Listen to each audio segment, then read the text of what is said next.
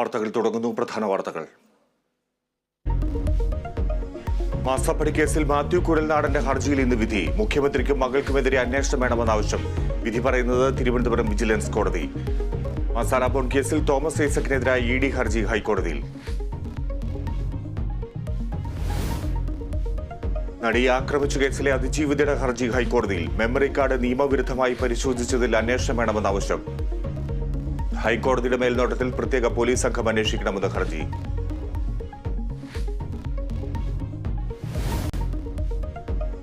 Kottarakkara പനവേലിൽ MC റോഡിൽ gas tanker lorry മറിഞ്ഞു. ഇന്ധനം മറ്റൊരു ടാങ്കറിലേക്ക് മാറ്റാൻ ശ്രമം. MC റോഡിൽ ഗതാഗത നിയന്ത്രണം, വൈദ്യുതി ബന്ധങ്ങളും വിച്ഛേദിച്ചു.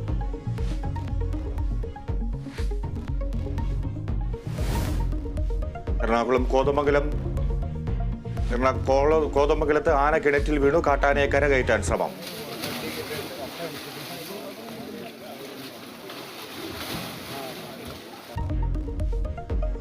പാലക്കാട് റെയിൽവേ ട്രാക്ക് മുറിച്ചു കടക്കുന്നതിനിടെ പരിക്കേറ്റ ആനയുടെ നില ഗുരുതരം.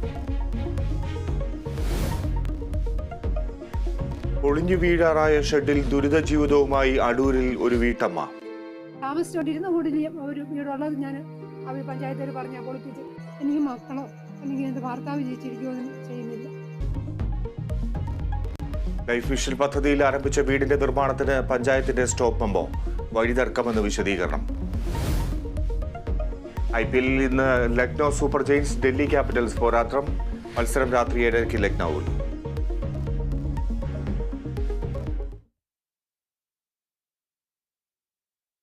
വിശദാംശങ്ങളിലേക്ക്. മാസപ്പടി വിവാദത്തിൽ മുഖ്യമന്ത്രിക്കും മകൾക്കുമെതിരെ അന്വേഷണം